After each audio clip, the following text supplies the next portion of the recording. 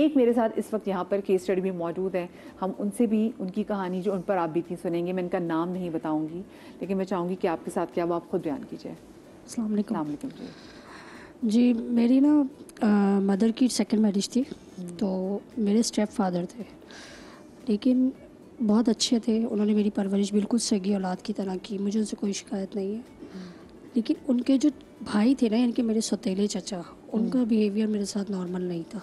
कभी स्कूल से आने के बहाने, कभी पार्क ले जाने के बहाने वो मुझे अच्छा टच नहीं करते थे। उस वक्त तो मुझे इतना सेंस नहीं था।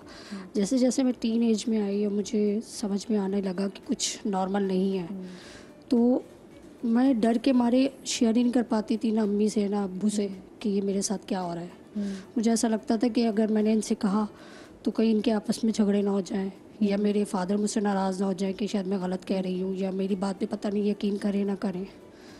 फिर जब मैं थोड़ी और बड़ी हुई, और हालांकि उन्होंने मुझे कभी डराया धमकाया नहीं, वो मुझे बहलाते थे, तो मैं समझ ही नहीं पाती थी कि बहलावे बहलावे में कभी उन्होंने ये नहीं कहा कि किसी को बोलना नहीं है ये या वो, कुछ नहीं।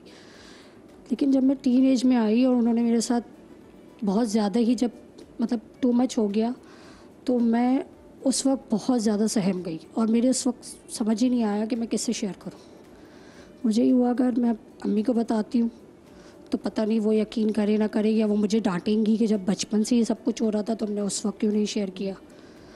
एक मरतबा उनको घर में कोई था नहीं, वो मुझे कॉलेज से लेकर आए, मतलब ड्रॉप करने के लिए जैसे, तो वैसे रहते ही नहीं थे वो घर में। कभी ऐसा होता था कि अम्मी घर पे नहीं है या इस तरह से, वो कॉलेज से लाए तो उन्होंने मेरे साथ जो है ना, मतलब फिर जब मैं शेयर ही नहीं कर पाई किसी से कि मैं क्या बोलूँ, मैं इतना डर गई और मैं इतना सहम गई कि मुझे ये हो रहा था कि अगर अब मैं किसी को शेयर करूँगी अपने फादर से या मदर से तो वो शायद यकीन ही नहीं करेंगे, और उनके जो उनका मेरे साथ अच्छा बिहेवियर है वो ये सोचेंगे कि शायद ये मेरे भाई पे इल्ज़ाम लगा रही कि जब बचपन से आपने एक चीज़ शेयर नहीं की। आपने कभी भी कोशिश ही नहीं की कभी मैंने बताने की, और क्योंकि आपकी उन्होंने अम्मी ने मुझे भी कभी कभी भापा नहीं कि हमारी बच्ची क्योंकि अनकंफर्टेबल मुझे नजर आ रही है, कभी भी ऐसी नहीं, अम्मी और को उनको फील इतना होता ट्रस्ट था था। अपने उन देवर पे कि वो कहती थी कि मेरी बच्ची को अगर तुम ले आओ कॉलेज से भी ले आओ, तो उनको भी कभी उन पे कुछ शक नहीं हुआ? नहीं, असल में मेरे फादर अच्छे थे, तो पहले अम्मी मुझे थोड़ा सा फादर से सिक्योर करती थी, क्योंकि तो दिमाग में होता है ना कि सौतेला बाप। हाँ हाँ तो कभी सौतेले चचा की तरफ, क्योंकि वो साथ रहते नहीं थे, तो कभी उस तरफ ध्यान ही नहीं किया। ये तो कभी कभी आता है। और सौतेले बाप का मेरे साथ बहुत अच्छा बिहेवियर था, कभी उन्होंने इस तरह से कुछ किया ही नहीं। तो आप उसमें खामोश रही? लेकिन मैं खामोश रही, और जब मुझे समझ आ गई कि अब तो मेरे साथ बहुत गलत हो चुका है, और अब मेरे समझ में नहीं आ रहा कि मैं किससे कहूँ। ना मैं छोटे बहन भाइयों से कह सकती हूँ, ना मैं अपनी मदर से कहना चाहती। मैं इतना डर चुकी थी, सहम गई थी कि अब वो आते थे ना तो मैं उनको उनके सामने से छुपती थी। और मुझे शादी से भी डर बैठ गया था, मुझे मर्द से डर बैठ गया था कि शायद हर मर्द जो है ना वो ऐसा ही होता है। मुझे फिर अपने सौतेले बाप से भी डर लगने लगा था कि पता नहीं इनकी कब इंटेंशंस ऐसी हो जाए। ओह माय गॉड, कि मैं अब तो बालिग हो चुकी हूँ। आप कहीं बोली, फिर बोली अम्मी को बताया? नहीं, मैं कुछ नहीं कहा, मैंने किसी से भी कुछ नहीं कहा। और जब मेरी शादी का टाइम आया तो फिर वो थोड़ा खुद ही रिजर्व हो गए। और आज मैं मीडिया में इसलिए शेयर करना चाहती हूँ ताकि हम इस चीज़ को अवेयरनेस हो कि सिर्फ सौतेला बाप नहीं, उसके सौतेले रिश्ते भी सौतेले ही हैं।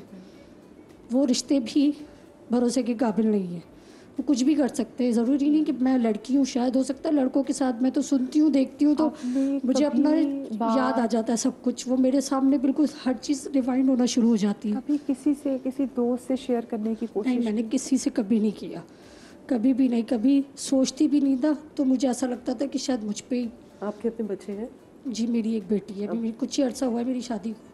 लेकिन मैं अपनी बच्ची से इतनी ज़्यादा मैं उसको रखती हूँ कि बस बिल्कुल पैम्पर करके रखती हूँ कि बस मेरी बच्ची कि उसके ऊपर धूप भी ना पड़े। आपकी मियाँ डर चुकी हूँ। आपकी मियाँ आपके साथ कैसे हैं? मेरे मियाँ तो बहुत अच्छे हैं, वो तो मेरे साथ अच्छे हैं बहुत। लेकिन मैंने उनसे भी कभी लाजमी, जब मैंने अपने पेरेंट्स से शेयर नहीं किया तो मैं हस्बैंड से क्या शेयर करूँगी।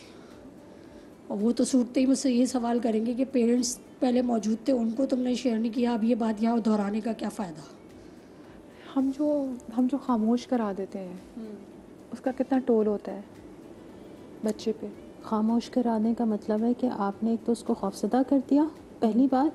दूसरे, आपने उसको ये बताया कि कसूर सारा तुम्हारा है, इसलिए तुम चुप करके बैठो। और वो जो दंदनाता फिर रहा है वो इंसान, वो भेड़िया जिसने ये हरकत की इस पे किसी को शक ही नहीं जा उस रहा। पर किसी को शक ही नहीं जाता। इवन मेरे पास एक केस आया, वो खातून मतलब नाउ शी इज़ 40 और वो अपनी टीन एज का जिक्र करती हैं और वो ये कहती हैं कि मेरे अपने सगे मामू मेरे साथ ये हरकत करते थे और मेरी माँ ये छोड़ के ये सोच के चली जाती थी घर में। ये तो सौतेले की बात करी ना, हम यहाँ सगे मामू की बात, मामू, वो भी मामू।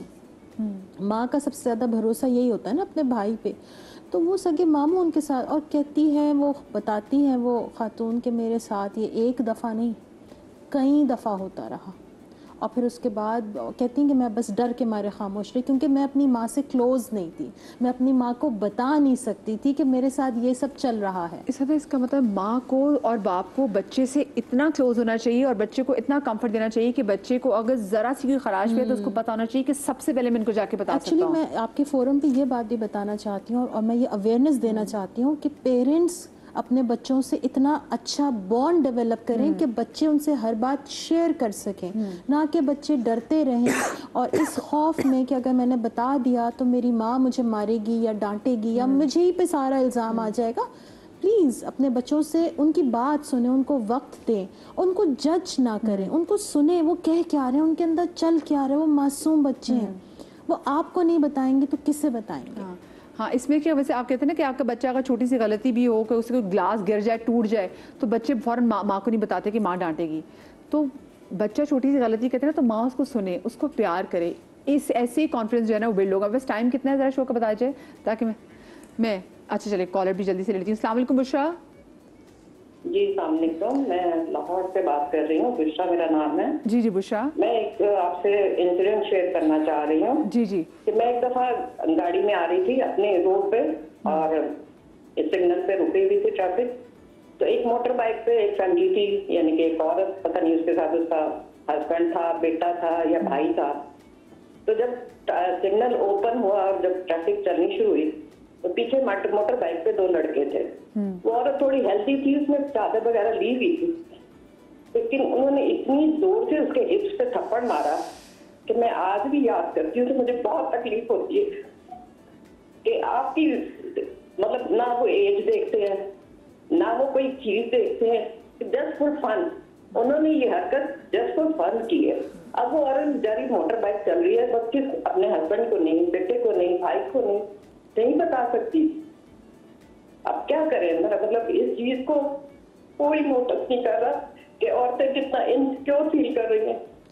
और मैं आपकी आवाज़ से वो तकलीफ़ भी फील करती हूँ क्योंकि इस एक टच ने उसको ट्रॉमा नहीं दिया होगा, उसने आपको ट्रॉमा दिया। जिस औरत ने वो देखा वो ट्रॉमा में जो ये सुन रही है वो ये फील कर रही है कि जैसे किसी ने उसको ऐसा गलत तरीके से हाथ लगाया। मैं ज़रा सोल्यूशन के वाले से बात हूँ, what should be the solution. मैं आपसे सबसे पहली बात ये कि सोल्यूशन में मैं सिर्फ ये नहीं कहूँगी कि पुलिस की अकेले की जिम्मेदारी है। मैंने अभी पॉइंट आउट किया बारहा सिटीजन पुलिसिंग पे कि हमें भी अपना रोल प्ले करना है और एक इंसान की आवाज़ उठाने से सिस्टम में चेंज आ सकता है। एज अ लॉयर मैं अपने हिस्से का काम करती रहती हूँ। मेरा वास्ता पड़ा मनीषा से, DSP साहिबा से, और मैंने देखा कि इतना एक्टिव रोल प्ले करती हूँ।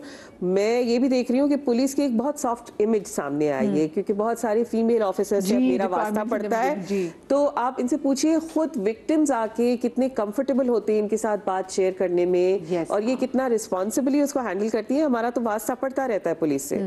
तो इसमें तो मैं कहूँगी कि जी बहुत एक बेहतर मुझे तब्दीली नजर आई है कि पुलिस का एक सॉफ्टवेयर इमेज भी आया है ऐसे ऑफिसर्स के होते हुए और ये भी बहुत एक्टिवली अपना रोल प्ले कर रहे हैं। तो ये अब देखिए हैंड इन हैंड हम दोनों को चलना पड़ेगा, वो भी है, लेकिन सिर्फ हम नहीं, सिटीजन पुलिसिंग भी, कुछ लोग भी नोटिस ले कि क्या हो रहा है। ये घर से शुरू होगा, पेरेंट्स से शुरू होगा। रुबीना जी आपको क्या लगता है कि what can be done, what can be done, what should be the solution? देखिए मैं बारहा सोचती हूँ इस बारे में कि क्या है पनिशमेंट, क्या है वो तरीका कि जिससे ये जो एक इंसान पकड़ा गया है, ये तो पकड़ा गया है ना, इसकी पनिशमेंट से उन लोगों को सबक मिले या डर उनके दिलों में बैठे या कोई ना कोई रोक टोक मिले कि ये नहीं करना तो ये हो जाएगा। किसी भी औरत को हाथ लगाने से पहले, चाहे वो इतना ही फ्लीटिंगली हो कि बाइक पे चलती हुई किसी को आपने छेड़ दिया, या फिर ये हो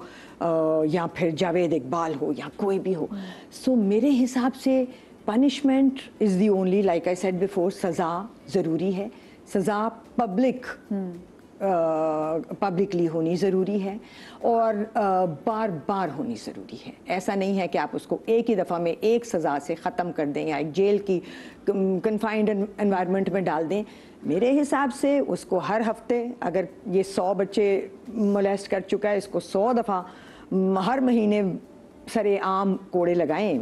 मेरे हिसाब से लैशिंग ऐसे में तो बनती है और आप लोगों को सबक दें और दिखाएं उनको कहें इन अ सिक्योर एनवायरनमेंट कि आप आएं और आप देखें इसका अंजाम, मुझे लगता है कि और वो अंजाम दिखाएं उन लोगों को जिनके दिल में हल्का सा भी ये लगता है कि ये तो बहुत आसान है, I can get away with it. जब तक अकाउंटेबिलिटी नहीं होगी, people will always get away with it. जितना जल्दी प्रोसेस होगा ना उतना बेहतर होगा, क्योंकि वो कहते हैं justice delayed is justice denied. That's very तो वो वाली बात है कि फौरन, ताकि क्योंकि लोग भूल जाते हैं। हमारे मसला ये भी है, इतने केसेस हो रहे थे, एक केस हो तो दूसरे में उसको भूल गए, तो जल्दी केसेस होने चाहिए। डीएसपी साहिबा, आपको क्या लगता है कि देखिए जैसे हमने पेरेंट्स के वाले से बात भी की, ज़रूरी है कि पेरेंट्स भी, और मुझे लगता है कहीं ना कहीं अगर पेरेंट्स की जैसे स्टेट यूएस में आप चले जाएं, आपका बच्चा गिरता है, आपके बच्चे के साथ कुछ ऐसा होता है, माँ बाप को नहीं पता होता, तो वो माँ बाप से कहते हैं कि भाई स्टेट की रिस्पॉन्सिबिलिटी है बच्चा, तो हम तुमसे बच्चा ले लेंगे।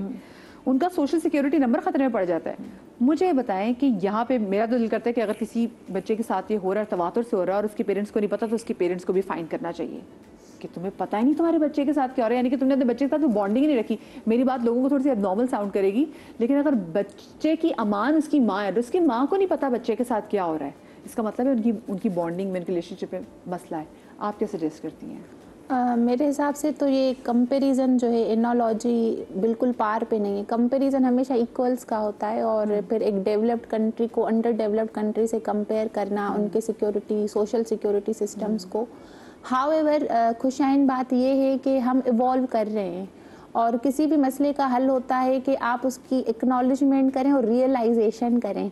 और ये ज़ाहिरी तौर पे ये सबूत कि आप सारे डिफरेंट डिपार्टमेंट से रिप्रेजेंटेटिव्स ताल्लुक़ रखते हुए हम सब हरेसमेंट पे बात कर रहे हैं, और हम बहुत ओपनली जो है एक्नॉलेज कर रहे हैं। हम लोग विक्टिम्स की बात कर रहे हैं, हम विक्टिम सपोर्ट की बात कर रहे हैं। दैट मीन्स कि हम लोग उस स्टेज पे आ गए हैं कि जब हमने बता दिया है कि नो मोर हम लोग उस कल्चरल स्टिग्मा को, उस कल्चरल स्टीरियोटाइप्स को एक्सेप्ट करते हैं जहाँ पे खामोश रहना बहादुरी की अलामत समझा जाता है। खामोशी कोई बहादुरी नहीं है। आज हम हर खातून को ये मैसेज दे रहे हैं कि खामोश रहना हल नहीं है। You have always to raise your voice. और एक खातून ने, चाहे वो आपके खानदान से ताल्लुक़ रखता हो, गली मोहल्ले से ताल्लुक़ रखता हो, कॉलेज में हो, यूनिवर्सिटी में हो, वर्क प्लेस पे हो, you have always to raise voice, ये सोच के कि उसका कॉन्सिक्वेंस क्या होगा। वो एक नेक्स्ट स्टेज है। पहले मेरी जिम्मेदारी क्या है? मेरी जिम्मेदारी है कि मैं आवाज़ उठाऊं और रिपोर्ट करूं। और मैं आज हर खातून को, बल्कि हर उस विक्टिम को, चाहे वो बच्चा हो, बच्ची हो, कोई भी हो, हम उसको इनकरेज करेंगे कि अगर आपके साथ कोई भी वाक़या आता है, फ़ौरन आपका जो ट्रस्टेड पर्सन है, आपके पेरेंट्स हैं, कोई भी है, आप उनमें कन्फाइड करें।